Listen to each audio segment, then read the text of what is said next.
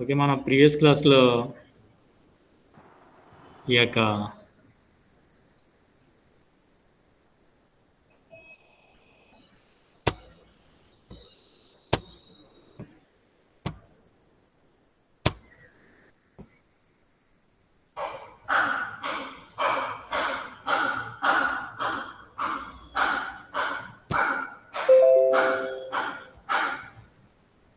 Screen కనిపిస్తుంది కదా మీ అందరికీ? కనిపిస్తున్నాయి. ఓకే.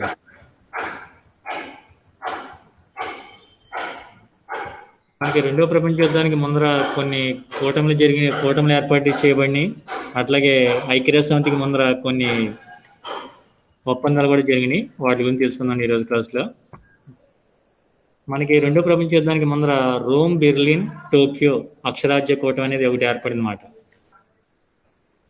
ఇది ఎందువల్ల ఏర్పడిందంటే జపాన్కు పశ్చిమ ప్రజాస్వామ్య ఐరోపా రాజ్యాల పట్ల ఆగ్రహం కలిగి నాజీ జర్మనీ వైపు ఆకర్షితురాలై 1936 నవంబర్లో కొమింటోన్ వ్యతిరేక ఒడంబడికను చేసుకుందన్నమాట.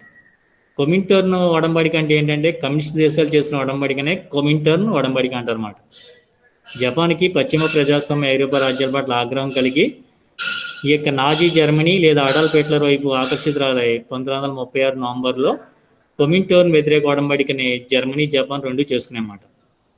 దీని ప్రకారం ఇరు దేశాలు అంటే జర్మనీ, జపాన్ ఈ రెండు దేశాలు కూడా కమ్యూనిస్టులపై కొన్ని చర్యలు తీసుకోవడానికి గాను అట్లాగే పరస్పర సహాయం చేసుకోవడానికి ఆమోదించుకున్నాయన్నమాట. అంతేగాక కమ్యూనిస్ట్ రష్యాతో ఏ రకమైన సంధిని చేసుకోకుండా ఉండడానికి కూడా ఈ యొక్క జర్మనీ, జపాన్ రెండు దేశాలు కూడా సమ్మతించాయన్నమాట. అట్లాగే ఆస్ట్రియా విషయంపై ముస్సోలిని, హిట్లర్ మధ్య తీవ్ర విభేదాలు అనేవి ఉత్పన్నమైనమాట. కానీ అబిసినియా విషయంలో ఇంగ్లాండ్, ఇటలీల మధ్య శత్రుత్వం ఏర్పడడంతో ఇటలీ అనేది జర్మనీకి క్లోజ్ అవడం జరిగిందన్నమాట. క్రమంగా ఇటలీ అనేది పశ్చిమ రాజ్యాలకు దూరమై జర్మనీతో స్నేహ సంబంధాలకి సంసిద్ధంగా ఉంది. దీనికి తోడు స్పెయిన్లో అంతర్యుద్ధంలో ఇటలీ కూడా జోక్యం చేసుకున్నందువల్ల పశ్చిమ రాజ్యాలకి ఇటలీకి మధ్య వైరుధ్యం అనేది లేదా వివాదం అనేది మరింత ఎక్కువైందన్నమాట. తెలుగుతో ఈ యొక్క అడాల్ఫ్ హిట్లర్ ఈ అవకాశాన్ని సద్వినియోగం చేసుకోవాలనే ఉద్దేశంతో స్పెయిన్ యొక్క అంతర్యుద్ధంలో కలగజేసుకుని ఇటలీకి ఇతోధికంగా అన్ని విధాలుగా సహాయం చేశాడనమాట.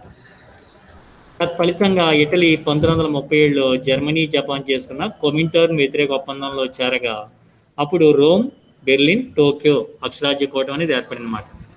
ఇటలీ రాజధాని అయిన రోమ్, జర్మనీ రాజధాని అయిన బెర్లిన్, జపాన్ రాజధాని టోక్యో ఆ పేరు మీదుగా ఇది రోమ్, బెర్లిన్, టోక్యో అక్షరాజ్య కూటమిగా ఏర్పడిందన్నమాట. చివరికి ఈ కూటమియే రెండో ప్రపంచ యుద్ధానికి ముఖ్య కారణమైందండి. చివరికి రెండో ప్రపంచ యుద్ధానికి ముఖ్య కారణంగా ఈ యొక్క కూటమి అనేది ఏర్పడడం జరిగింది. అట్లాగే మనకి రెండో ప్రపంచ యుద్ధం తర్వాత అప్పటి అమెరికా అధ్యక్షుడైన ఈ యొక్క ఫ్రాంక్లిన్ డ్వైట్ రూజ్వెల్ట్ యొక్క చొరవ వల్ల ఈ యొక్క ఐక్యరాజ్య సమితి అనేది ఏర్పడినట్టు మనం చెప్పుకున్నాం 1945 అక్టోబర్ 24వ తేదీన.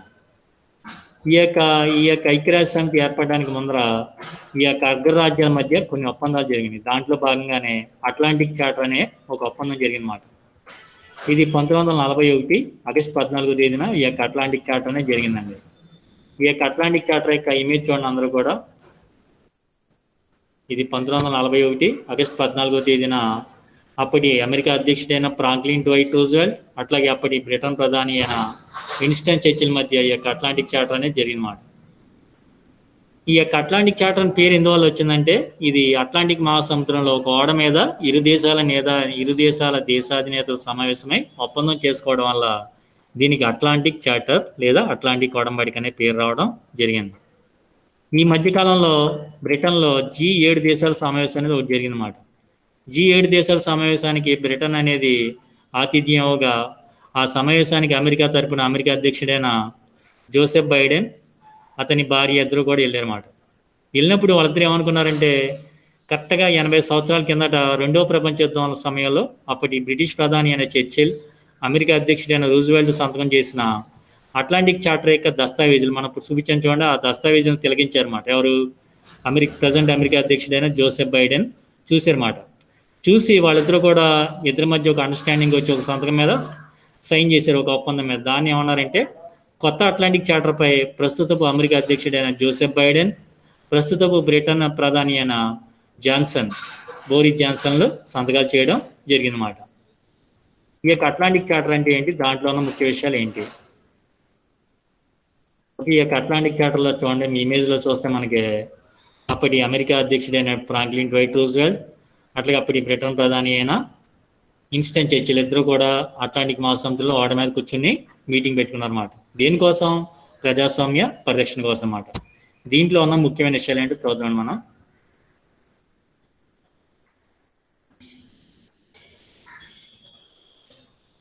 ఇద్దరు కూడా కూర్చుని ఈ యొక్క సమావేశానికి సంబంధించి, ఉడంబడికి సంబంధించి కొన్ని అంశాలని డిసైడ్ చేసుకోవడం జరిగింది. ఆ అంశాలు ఏంటనేది చూస్తే మనం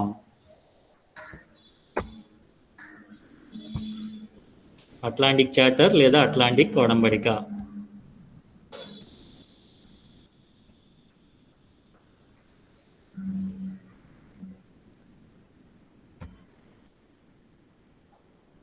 ఈ యొక్క అట్లాంటిక్ చార్టర్ లేదా అట్లాంటిక్ ఉడంబడిక అనేది ఆగస్టు 14, 1941లో బ్రిటిష్ ప్రధానమంత్రి విన్స్టన్ చర్చిల్, అమెరికా అధ్యక్షుడు ఫ్రాంక్లిన్ డ్వైట్ రూజ్వెల్ట్లు అట్లాంటిక్ మహాసముద్రంలో ఒక ఓడపై సమావేశమయ్యారన్నమాట. సుదీర్ఘ సంప్రదింపుల అనంతరం 8 అంశాలతో కూడిన ఒక ప్రకటనపై వీళ్ళిద్దరూ కూడా సంతకాలు చేశారు. ఈ ప్రకటనకి మనకి అట్లాంటిక్ ప్రకటన అని పేరండి. ఈ ప్రకటన పత్రంలో ఉన్న అంశాలు ఏంటంటే, అమెరికా, బ్రిటన్లు అన్య దేశాల భూభాగాలను ఆక్రమించరాదు. అమెరికా కానీ బ్రిటన్ కానీ వేరే దేశాల యొక్క భూభాగాల్ని ఆక్రమించకూడదు. అట్లాగే ప్రజాభిప్రాయానికి వ్యతిరేకంగా ఏ దేశ సరిహద్దుల్ని మార్చరాదు. ప్రజాభిప్రాయం ఒక రకంగా ఉన్నప్పుడు సరిహద్దుల్ని, అంటే ప్రజాభిప్రాయం ఎప్పుడైతే వ్యతిరేకత వచ్చిందో ఎప్పుడు కూడా సరిహద్దులు మార్చరాదు అన్నమాట. ప్రజాభిప్రాయానికి వ్యతిరేకంగా ఏ దేశాల సరిహద్దుల్ని మార్చరాదు. అట్లాగే ప్రజలకి తమకు ఇష్టమైన ప్రభుత్వాన్ని ఏర్పరచుకోవడంలో పూర్తిగా స్వతంత్రం ఉండాలి. అంతేగాని అగ్రరాజ్యాలు ఈ యొక్క బలహీన రాజ్యాల్లో వాళ్ళ యొక్క రాజ్య స్థాపన చేయడం అనేది నిరోధించబడింది, నిర్మూలించబడింది. ప్రజలకు తమ ఇష్టమైన ప్రభుత్వాన్ని ఏర్పరచుకోవడంలో పూర్తిగా స్వతంత్రం ఉండాలి. అట్లాగే అప్పటి వరకు ఆచరణలో ఉన్న ఆయా దేశాల హక్కులను గౌరవించడంతో పాటు వర్తక వ్యాపారాల్లో అన్ని దేశాలకి స్వతంత్రం ఉండాలి. అట్లాగే కార్మికుల యొక్క స్థితిగతులను మెరుగుపరచాలి. అట్లాగే కార్మికుల యొక్క ఆర్థిక ప్రగతి, సాంఘిక భద్రతలు అన్ని దేశాల లక్ష్యంగా ఉండాలన్నమాట. అంటే ఇక్కడ కార్మికులు బాగున్నారనుకోండి, పరిశ్రమ బాగుంటుంది. పరిశ్రమ బాగుంటే యజమాని బాగుంటాడు. అట్లాగే కార్మికులు బాగుంటే వాళ్ళు కష్టపడి బాగా పనిచేయగలుగుతారు అన్నమాట. సో కార్మికుల యొక్క ఆర్థిక ప్రగతికి, సాంఘిక భద్రత కూడా ఈ సమావేశం ప్రాధాన్యత ఇవ్వడం జరిగింది. అట్లాగే నాజీ ప్రభుత్వ పతనం తర్వాత ప్రపంచంలోని అన్ని దేశాలకి భవిష్యత్తులో యుద్ధ భయం లేకుండా చేయాలన్నమాట. ఈ యొక్క రెండో ప్రపంచ యుద్ధం ద్వారా నాజీ ప్రభుత్వం అనేది పతనం అయిపోయింది కదండి. నాజీ ప్రభుత్వ పతనం తర్వాత ప్రపంచంలోని అన్ని దేశాలకు కూడా భవిష్యత్తులో యుద్ధ భయం అనేది లేకుండా చేయాలనేది కూడా ఒక కాన్సెప్ట్గా దీంట్లో ఒక ఒడంబడికలో ఒక విషయంగా ఆమోదించడం జరిగింది. అట్లాగే సముద్రయానంపై అన్ని దేశాలకి సమాన హక్కులు ఉండాలి. సముద్రంపై ప్రయాణం చేసేటప్పుడు ఒక దేశానికి లేదా 2 దేశాలకి కాకుండా అన్ని దేశాలకి కూడా సముద్రంపై ప్రయాణం చేసే సమాన హక్కులు అనేవి ఉండాలన్నమాట.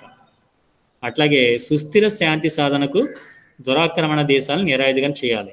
ఇవి 8 అంశాలండి. దీంట్లో ప్రపంచంలో మన సుస్థిర శాంతి స్థాపించాలంటే ఎటువంటి దురాక్రమణ దేశాలు ఏవైతే ఉన్నాయో ఆ దేశాలని నిరాయుధీకరణ చేయాలి. నిరాయుధీకరణ చేయడం అంటే ఏంటి? ఆ దేశాల్లో ఆయుధాలు తక్కువగా ఉండేటట్లు, అట్లాగే నిస్సైనీకరణ చేయాలంటే సైన్యం కూడా లేకుండా చేస్తే ఆ దేశాలు దురాక్రమణ చేసే యాటిట్యూడ్ని మార్చుకుంటాయని ఈ యొక్క అట్లాంటిక్ ఒడంబడికలో నిర్ణయించుకోవడం జరిగిందన్నమాట. అట్లాగే అట్లాంటిక్ ఒడంబడిక లేదా చార్టర్ ప్రకారం జర్మనీకి వ్యతిరేకంగా జరుగుతున్న ఈ యుద్ధంలో బ్రిటన్కు అమెరికా పూర్తి మద్దతు ఇస్తుందని ఈ యొక్క ఫ్రాంక్లిన్ డ్వైట్ రూజ్వెల్ట్ చెప్పడం జరిగిందన్నమాట. ఈ ప్రకటన మిత్ర రాజ్యంలోని సభ్య దేశాల్లో ఆత్మస్థైర్యాన్ని కలిగించింది. ఈ యొక్క అట్లాంటిక్ ఒడంబడిక ద్వారా అమెరికా మిత్ర దేశాలకి పూర్తి మద్దతు ఇస్తుందని ఫ్రాంక్లిన్ డ్వైట్ రూజ్వెల్ట్ ప్రకటించారు. ఈ ప్రకటన ఏం చేసిందంటే బ్రిటన్, ఫ్రాన్సు, రష్యా లాంటి మిత్ర రాజ్యంలోని సభ్య దేశాల్లో ఆత్మస్థైర్యాన్ని లేదా సెల్ఫ్ కాన్ఫిడెన్స్ని కలిగించిందన్నమాట.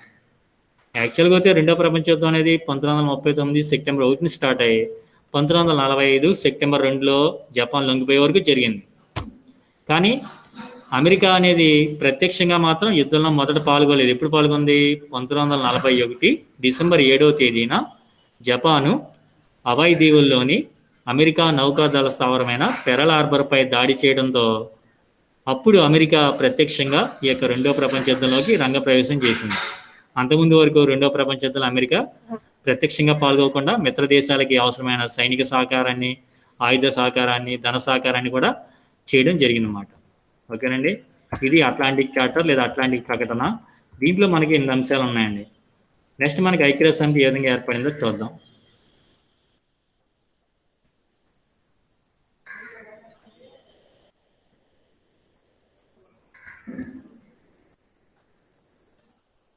మనకి ఐక్యరాజ్య సమితి అనేది మొదటి ప్రపంచ యుద్ధం తర్వాత మనకి నానాజాతి సమితి అనే ఒక శాంతి సంస్థ ఏర్పడినట్టు మనం చెప్పుకున్నాం. మొదటి ప్రపంచ యుద్ధం తర్వాత ఏర్పడిన శాంతి సంస్థ పేరు ఏంటండి? నానాజాతి సమితి. దాని యొక్క రూపశిల్పి ఎవరని చెప్పుకున్నాం మనం? అప్పటి అమెరికా అధ్యక్షుడైన వుడ్రో విల్సన్. ఇది 1920లో ఏర్పడినట్లు మనం చెప్పుకున్నాం. అట్లాగే రెండో ప్రపంచ యుద్ధం తర్వాత ప్రపంచ దేశాల మధ్య శాంతి సామరస్యాల్ని పెంపొందించడానికి ఏర్పాటు చేయబడిన సంస్థ పేరే ఐక్యరాజ్య సమితి.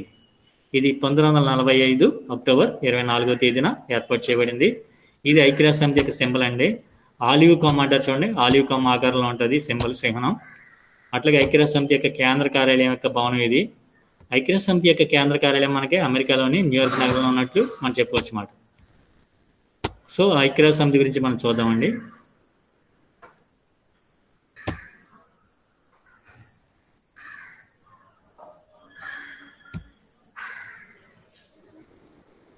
ఓకే, మనకి ఈ యొక్క ఐక్యరాజ్య సమితి యొక్క కేంద్ర కార్యాలయం చూసారు కదండి. మనకి ఐక్యరాజ్య సమితి అనేది అప్పటి అమెరికా అధ్యక్షుడైన ఫ్రాంక్లిన్ డ్వైట్ రూజ్వెల్ట్ యొక్క చొరవ వల్ల, కృషి వల్ల ఏర్పాటు చేయబడిందండి. ఐక్యరాజ్య సమితిలో మనకి ఎన్ని అంగాలు ఉన్నాయి ఏంటనేది చూస్తే, ఐక్యరాజ్య సమితి యొక్క కేంద్ర కార్యాలయం అనేది అమెరికాలోని న్యూయార్క్ నగరంలో ఉందండి. ఐక్యరాజ్య సమితి యొక్క కేంద్ర కార్యాలయం ఎక్కడ ఉంది? అమెరికాలోని న్యూయార్క్ నగరంలో ఉంది. రెండో ప్రపంచ యుద్ధానంతరం ప్రపంచ శాంతి పరిరక్షణార్థం అక్టోబర్ 24, 1945లో ఈ యొక్క ఐక్యరాజ్య సమితి అనేది ఏర్పడినమాట. దీని యొక్క రూపశిల్పి ఎవరంటే అప్పటి అమెరికా అధ్యక్షుడైన ఎఫ్డి రూజ్వెల్ట్, అంటే ఫ్రాంక్లిన్ డ్వైట్ రూజ్వెల్ట్. ఎఫ్డి అంటే ఏంటండి? ఫ్రాంక్లిన్ డ్వైట్ రూజ్వెల్ట్ అమెరికా ఈ యొక్క ఐక్యరాజ్య సమితి యొక్క పితామహుడిగా చెప్పచ్చు మాట. He was the architect of the United Nations organisation. ఐక్యరాజ్య సమితి యొక్క రూపశిల్పి ఎవరండి? ఇక్కడ అప్పటి అమెరికా అధ్యక్షుడైన ఫ్రాంక్లిన్ డ్వైట్ రూజ్వెల్ట్. ప్రారంభంలో ఐక్యరాజ్య సమితిలో సభ్య దేశాల సంఖ్య ఎన్ని ఉండేవంటే 51 ఉండేవి. ప్రస్తుతం ఎన్ని ఉన్నాయంటే 193 ఉన్నాయి. ఐక్యరాజ్య సమితి యొక్క ప్రధాన కార్యాలయం అమెరికాలోని న్యూయార్క్ నగరంలో ఉంది. నెక్స్ట్ ఐక్యరాజ్య సమితిని మనం 6 అంగాలుగా విభజించవచ్చు. ఈ యొక్క ఇమేజ్ని గమనిస్తే మనకి ఇది ఐక్యరాజ్య సమితి యొక్క సమావేశ మందిరం అండి. ఐక్యరాజ్య సమితిలో ప్రారంభంలో 51 సభ్య దేశాలు ఉండేవి. ప్రస్తుతం 193 సభ్య దేశాలు ఉన్నాయి. ఈ 193 సభ్య దేశాలు కూడా ఇక్కడ సమావేశం అవుతాయన్నమాట. ఈ యొక్క కాన్ఫరెన్స్ హాల్ అంటారు. ఓకే, ఇది ఐక్యరాజ్య సమితి యొక్క కేంద్ర కార్యాలయం యొక్క భవనం. ఇక్కడ అన్ని దేశాల ఫ్లాగ్స్, జాతీయ జెండాలని ఎగరవేయడం జరిగింది.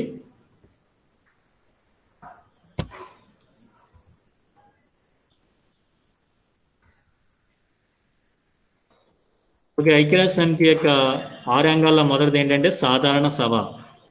ఈ యొక్క సభ్య దేశాలన్నిటికీ కూడా ఇందులో ప్రాతినిధ్యం ఉంటుంది అన్నమాట. ఇప్పుడు ఈ సాధారణ సభను ఏమని పిలుస్తారంటే ప్రపంచ పార్లమెంట్ అని పిలుస్తారు అన్నమాట. ఇప్పుడు మన భారతదేశంలో శాసనసభని మన పార్లమెంట్ అని పిలుస్తాం.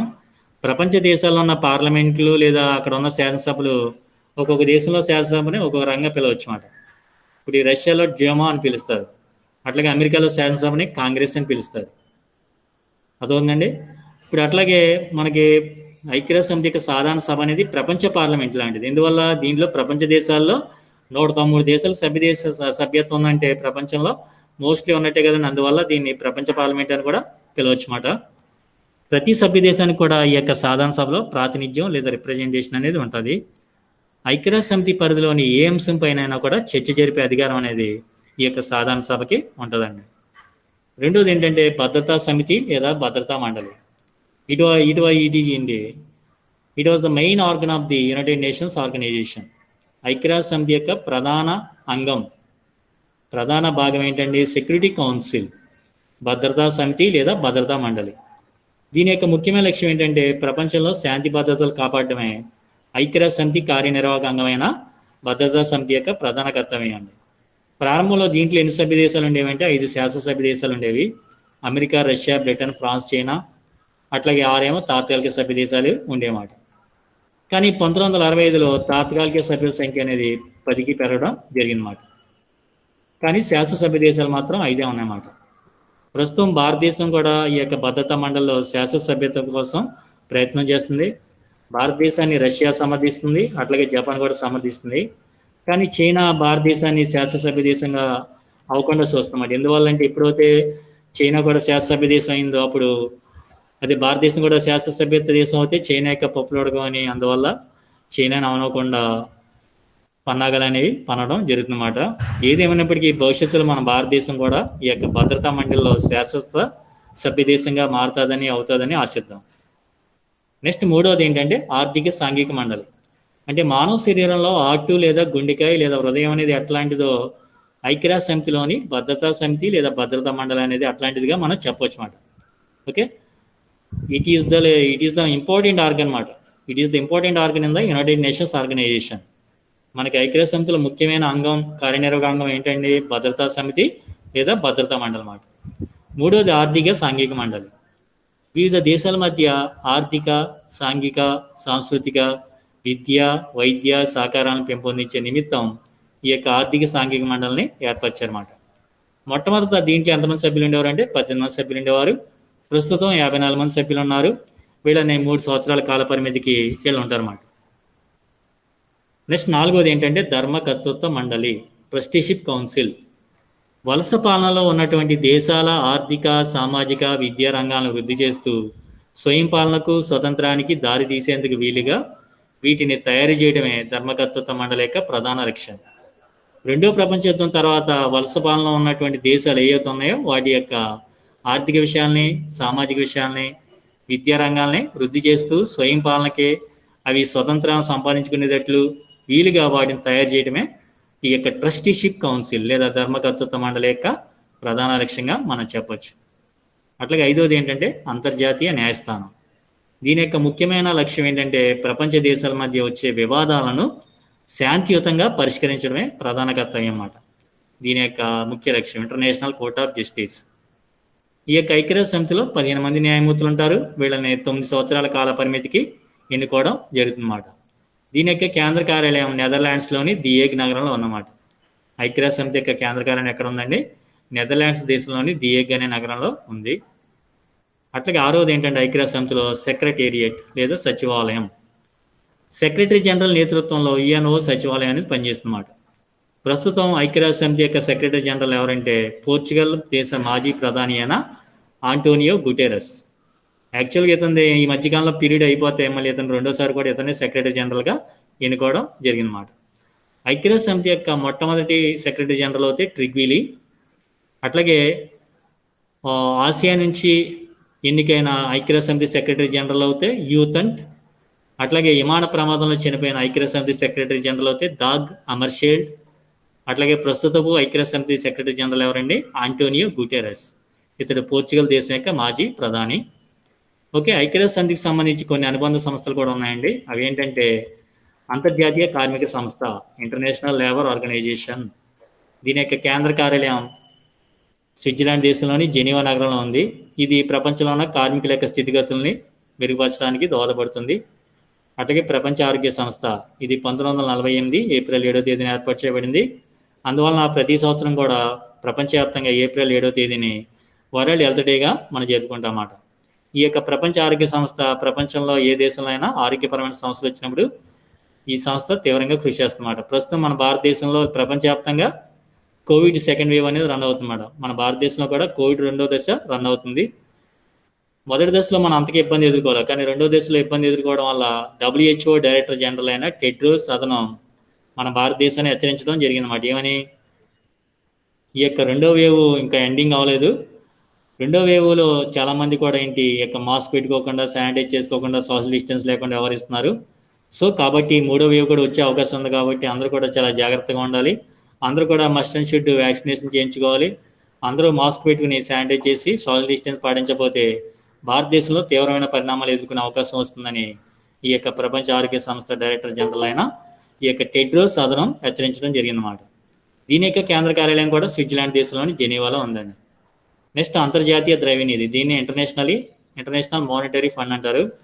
ఇది ప్రపంచవ్యాప్తంగా కొన్ని అవసరమైన ఆర్థిక సాయాన్ని దేశాలకు సాయం చేస్తుంది. దీని యొక్క కేంద్ర కార్యాలయం అమెరికా దేశ రాజధాని అయిన వాషింగ్టన్లో ఉందండి. అట్లాగే ఐక్యరాజ్య సమితికి సంబంధించి FAO, food and agriculture organisation, ఇది ప్రపంచవ్యాప్తంగా ఆహార సమస్యని నివారిస్తుంది. దీని యొక్క కేంద్ర కార్యాలయం ఇటలీ దేశంలోని రోమ్ నగరంలో ఉంది. అట్లాగే UNESCO, United Nations educational, scientific and cultural organisation, అంటే ఐక్యరాజ్య సమితి విద్యా, విజ్ఞాన, సాంస్కృతిక సంస్థ. దీని యొక్క కేంద్ర కార్యాలయం ఫ్రాన్స్ దేశ రాజధాని అయిన ప్యారిస్లో ఉంది. ఇది ప్రపంచవ్యాప్తంగా అన్ని దేశాల్లో కూడా విద్యాపరంగా, విజ్ఞానపరంగా, శాస్త్ర సాంకేతిక పరంగా సహాయాన్ని చేస్తుంది అభివృద్ధి కోసం. అట్లాగే UNICEF, United Nations international children's emergency fund, అంతర్జాతీయ శిశు సంక్షేమ అత్యవసర నిధి. ఇది ప్రపంచంలో ఉన్న శిశువుల యొక్క సంక్షేమం కోసం, వాళ్ళ యొక్క అభివృద్ధి కోసం పాటుపడుతుంది. దీని యొక్క కేంద్ర కార్యాలయం అమెరికాలోని న్యూయార్క్ నగరంలో ఉందన్నమాట. ఇవన్నీ కూడా ఐక్యరాజ్య సమితి యొక్క అంగాలండి. నెక్స్ట్ మనకి 5 మార్క్స్ పరంగా ఐక్యరాజ్య సమితి గురించి 5 మార్క్స్ అడగవచ్చు. అట్లాగే ఐక్యరాజ్య సమితిలో ఉన్న ఆర్గన్స్ గురించి కూడా విడిగా మనకి 5 మార్క్స్ అడిగే అవకాశం ఉంది. అవి ఏంటో మనం చూద్దామండి. మొదటిది ఏంటంటే భద్రతా మండలి లేదా భద్రతా సమితి. దీన్ని మనం సెక్యూరిటీ కౌన్సిల్ అంటామని చెప్పున్నాం. ఐక్యరాజ్య సమితి యొక్క ప్రధాన అంగం పేరే భద్రతా మండలి లేదా భద్రతా సమితి. ప్రపంచంలో శాంతి భద్రతలు కాపాడటమే ఈ యొక్క సెక్యూరిటీ కౌన్సిల్ యొక్క ప్రధాన కర్తవ్యం. ఐక్యరాజ్య సమితి ప్రారంభ దశలో భద్రతా మండలి యొక్క సభ్య దేశాల సంఖ్య ఎంతండి? 11 మాత్రం. ఇందులో 5 శాశ్వత సభ్య దేశాలు, మిగిలిన వారు తాత్కాలిక సభ్యులు. కానీ 1965లో శాశ్వత సభ్య దేశాల సంఖ్య మాత్రం 5 ఉంది. తాత్కాలిక సభ్య దేశాల సంఖ్య మాత్రం 10కి పెంచారు. తాత్కాలిక సభ్య దేశాలని ప్రతి 2 సంవత్సరాలకు ఒకసారి ఎన్నుకోవడం జరుగుతుందన్నమాట. భారతదేశం కూడా 2 సార్లు తాత్కాలిక సభ్య దేశంగా ఎన్నికైంది. ప్రస్తుతం శాశ్వత సభ్యత్వం కోసం తీవ్రమైన ప్రయత్నం చేస్తున్నమాట. ఈ తాత్కాలిక సభ్యుల్ని 2 సంవత్సరాలకు ఒకసారి సాధారణ సభ అనేది ఎన్నుకుంటుంది అన్నమాట. అట్లాగే అగ్ర రాజ్యాలైన అమెరికా, రష్యా, బ్రిటన్, ఫ్రాన్స్, చైనాలు భద్రతా మండలిలో శాశ్వత సభ్య దేశాలు అన్నమాట. వీటికి వీటో అధికారం అనేది ఉందన్నమాట. ఏముందండి? Veto power. భద్రతా మండలి సంవత్సరం అంతా కూడా పనిచేసే కార్యనిర్వహణ సంస్థగా మనం చెప్పొచ్చు. ఇవి కనీసం నెలకి 2 సార్లు అయినా సమావేశం అవుతుందండి. భద్రతా మండలి నెలకి కనీసం 2 సార్లు అయినా సమావేశం అవుతుంది. సభ్య దేశాల మధ్య తగాదాలు వచ్చినప్పుడు లేదా యుద్ధం సంభవించినప్పుడు భద్రతా సమితి అనేది జోక్యం కలిగించుకుని శాంతియుతంగా పరిష్కరించేసుకోమని సలహాను కూడా ఇస్తుందండి. అట్లాగే వివాదంలో మధ్యవర్తిత్వం వహించడానికి, పరిశీలించి విచారణ సంఘాలు నియమించడానికి కూడా భద్రతా సమితికి అధికారం ఉంది. అట్లాగే దురాక్రమణ దేశాలపై ఆంక్షలు విధించడానికి కూడా ఐక్యరాజ్య సమితికి అధికారం అన్నమాట. అందుకోసం సైనిక చర్య కూడా తీసుకోవచ్చు. అట్లాగే ఐక్యరాజ్య సమితిలో కొత్త సభ్యులను చేర్చుకోవడం కానీ, ఐక్యరాజ్య సమితి కార్యదర్శిని లేదా సెక్రటరీ జనరల్ని ఎన్నుకోవడం కానీ, అట్లాగే అంతర్జాతీయ న్యాయస్థానం యొక్క తీర్పును అమలు చేయడంలో కూడా భద్రతా మండలి అనేది కీలకమైన పాత్ర వహిస్తుంది. అందువల్ల మన ఐక్యరాజ్య సమితిలో ముఖ్యమైన ఆర్గన్గా ఈ యొక్క సెక్యూరిటీ కౌన్సిల్, భద్రతా సమితి లేదా భద్రతా మండలిగా మనం చెప్పొచ్చు. మరొక ముఖ్యమైన ఆర్గన్ ఏంటంటే ఐక్యరాజ్య సమితిలో అంతర్జాతీయ న్యాయస్థానం. అంతర్జాతీయ న్యాయస్థానం యొక్క ఫంక్షన్స్ ఏంటంటే, ఐక్యరాజ్య సమితిలో అంతర్జాతీయ న్యాయస్థానం అనేది కూడా ఒక ముఖ్యమైన అంగంగా మనం చెప్పొచ్చు. దీని యొక్క కేంద్ర స్థానం ఎక్కడుందండి? నెదర్లాండ్స్లోని ది హేగ్ అనే నగరంలో దీని యొక్క కేంద్ర కార్యాలయం ఉంది. ప్రపంచ దేశాల మధ్య వివాదాలని శాంతియుతంగా పరిష్కరించడమే ఈ యొక్క న్యాయస్థానం యొక్క ప్రధాన కర్తవ్యం అన్నమాట. దీంట్లో 15 మంది న్యాయమూర్తులు ఉంటారు. వీరి పదవీ కాలం అంటే 9 సంవత్సరాలు. ఐక్యరాజ్య సమితిలో ఎంతమంది న్యాయమూర్తులు ఉంటారండి? 15 మంది ఉంటారు. వీరి పదవీ కాలం 9 సంవత్సరాలు. ఏ ఒక్క దేశం నుంచి ఒకరికి మించి న్యాయమూర్తిని ఎన్నుకోరు అనమాట. 9 మంది న్యాయమూర్తుల్లో ఒక దేశం నుంచి ఇద్దరు ఎన్నుకోకూడదు. ఎప్పుడు కూడా ఒకరి మించి రెండో వాళ్ళు ఎన్నుకునే అవకాశం అనేది లేదు. ఈ న్యాయమూర్తుల్ని భద్రతా సమితి సాధారణ సభ ఎన్నుకుంటారు అన్నమాట. భద్రతా సమితి యొక్క సిఫార్సు మీద సాధారణ సభ ఎన్నుకుంటారు అన్నమాట. ప్రతి 3 సంవత్సరాలకు ఒకసారి 15 మందిలో 1/3 మంది న్యాయమూర్తులు పదవి విరమణ అనేది చేస్తారన్నమాట. అట్లాగే ఏదైనా వివాదం అనేది న్యాయస్థానం ముందుకు వచ్చినప్పుడు కనీసం 9 మంది న్యాయమూర్తులు ఆసీనులై ఉండాలన్నమాట. ఏదైనా ఒక విషయం న్యాయస్థానం ముందుకు వచ్చినప్పుడు 15 మందిలో కనీసం 9 మంది న్యాయమూర్తులు ఉంటేనే ఆ యొక్క విషయాన్ని ప్రస్తావించడం, దాని మీద జడ్జిమెంట్ కానీ లేకపోతే దాని మీద డిస్కస్ చేయడం కానీ జరుగుతుందన్నమాట. అట్లాగే ఏదైనా దేశానికి సంబంధించిన వివాదం న్యాయస్థానం ముందుకు వచ్చినప్పుడు ఆ దేశానికి చెందిన న్యాయమూర్తి తీర్పు చెప్పడంలో ఎటువంటి పాత్ర నిర్వహించడానికి వీల్లేదు. సపోజ్ భారతదేశానికి చెందిన వ్యక్తి ఎవరైనా న్యాయమూర్తులుగా ఉన్నారనుకోండి, భారతదేశానికి సంబంధించిన ఇష్యూ అక్కడ కోర్టు సమక్షంలోకి వచ్చినప్పుడు భారతదేశం యొక్క న్యాయమూర్తి ఉండొచ్చు, కానీ తీర్పు మాత్రం చెప్పడంలో ఇటువంటి పాత్ర నిర్వహించడానికి వీల్లేదన్నమాట. అట్లాగే అంతర్జాతీయ న్యాయస్థానం యొక్క పరిధిని మనం 3 భాగాలుగా విభజించవచ్చు. అవి ఏంటంటే స్వచ్ఛంద అధికార పరిధి, రెండోదేమో నిర్బంధ అధికార పరిధి, మూడోదేమో సలహా అధికార పరిధి. అంతర్జాతీయ న్యాయస్థానం యొక్క పరిధిని మనం 3 భాగాలుగా విభజించవచ్చు. స్వచ్ఛంద అధికార పరిధి, నిర్బంధ అధికార పరిధి, సలహా అధికార పరిధి. ఈ విధంగా మనకి ఐక్యరాజ్య సమితి యొక్క గురించి, ఐక్యరాజ్య సమితి ఏ విధంగా ఏర్పడిందో మనం చెప్పుకున్నాం. ఐక్యరాజ్య సమితి ఏర్పడడానికి ముందర 1941 ఆగస్టు 14న అట్లాంటిక్ చార్టర్ ఒప్పందం అనేది జరిగిందని మనం చెప్పుకున్నాం.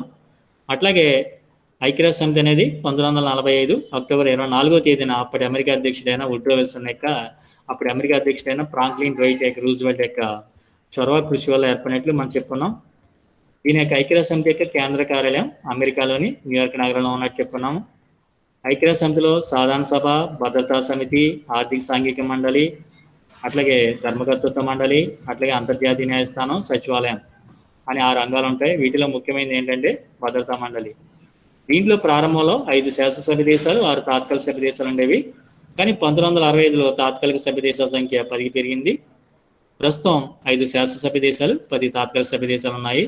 ఐక్యరాజ్య సమితిలో మొదట 51 దేశాలు సభ్య దేశాలుగా ఉండగా ప్రస్తుతం 193 సభ్య దేశాలు ఉన్నాయన్నమాట.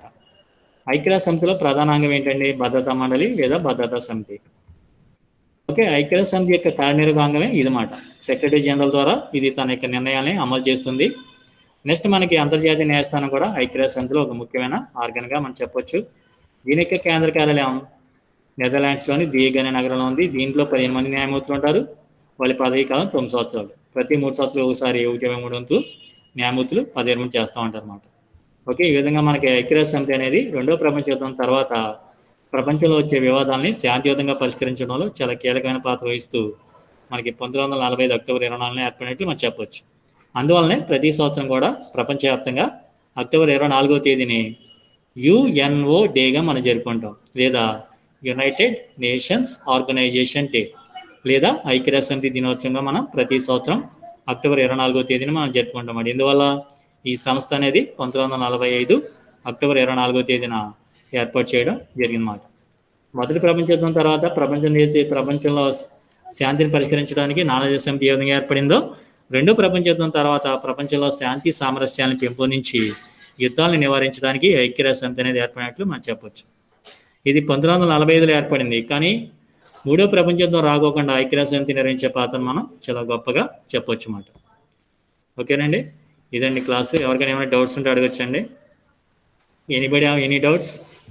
ఓకే, ఎవరికైనా ఏమైనా డౌట్స్ ఉంటే అడగచ్చండి డియర్ స్టూడెంట్స్. ఎవరికైనా ఏమైనా డౌట్స్ ఉన్నాయండి? నెక్స్ట్ క్లాస్లో మనం ఐక్యరాజ్య సమితి సాధించిన విజయాలు, వైఫల్యాల గురించి తెలుసుకున్నామండి. ఓకే, నెక్స్ట్ క్లాస్లో ఐక్యరాజ్య సమితి యొక్క విక్టరీస్ అండ్ ఫెయిల్యూర్స్ లేదా what are the achievements and failures of United Nations organisation అనేది మనం నెక్స్ట్ క్లాస్లో తెలుసుకుందాం. ఓకేనండి,